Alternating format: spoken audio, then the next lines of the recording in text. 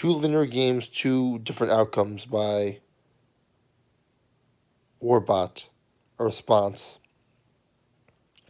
So I thought he made some points, especially with the strings of Final Fantasy X. I disagree with the weaknesses of Final Fantasy 13. I think that was influenced by other people's opinions. So the strengths, storytelling.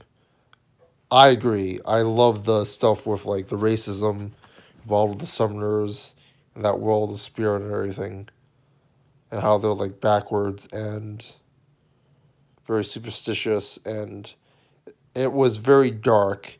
It felt a little bit like that Final Fantasy 9 stuff with like the clones and the black mages and Zidane's race and everything. And they do visual storytelling and they show that since the threat and it's like Beast, like the whole Flower Sun storyline thing. And they do it a lot in a very short amount of time.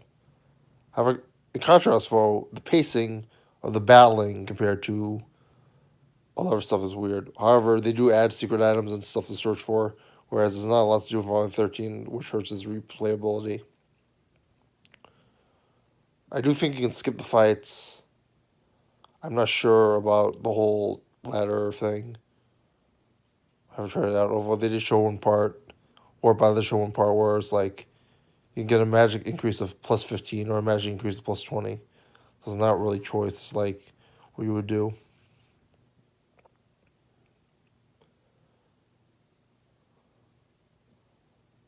The Titus stuff, you got the characters very clearly.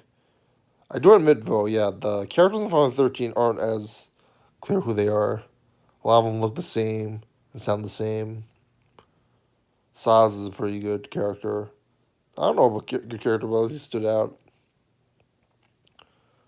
There's a lot of minor characters. I felt like there are NPCs in the game, like a lot of characters, like I mentioned before, the Mother. It was like Mothers are tough or whatever that weird line was, but at least she was memorable. You know, it was very cringeworthy dialogue.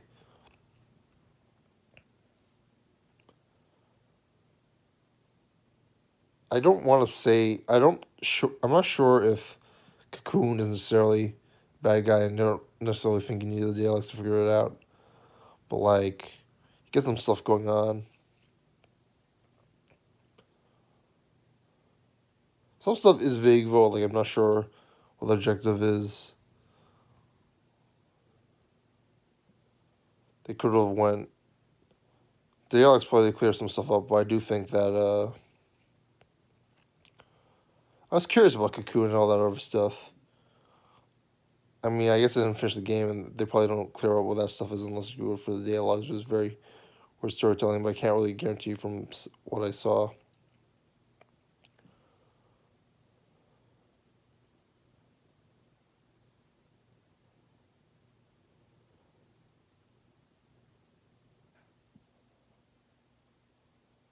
Like, the other thing is that you sort of have a shortcut with Final Fantasy X. Because, like, you know, Beast destroys everything, like, Final Fantasy IV destruction villain. Whereas, like, Cocoon has, like, heroes and villains and humans. Mainly humans is what I mean. So, like, their objectives could be not as clear. You do have NPCs. You do have a lot of stuff. You can tell, like, they're trying to destroy everybody. Like, I found all the stuff, the vocab, a little bit interesting. Like, yeah, the stuff with, Coon's a bad guy, but, like, you also have the monsters. Turning the monsters a bad guy. It seems very heavily, I don't think it's very helpful that it was influenced by, it seems very Final Fantasy Spirits Within-ish. Well, people don't necessarily hate the storyline, it's just not as, it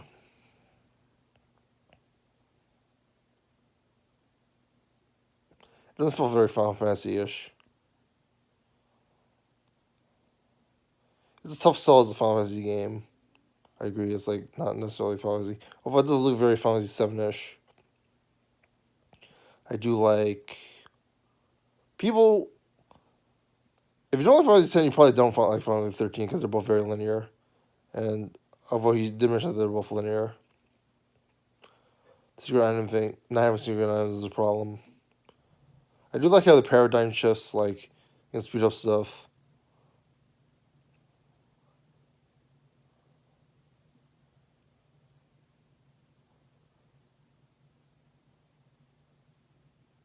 Trying to figure out what else.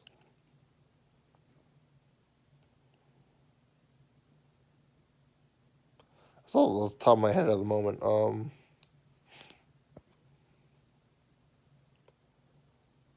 Yeah, I pretty much covered everything. It's getting late. Hope you enjoyed. Please comment and subscribe.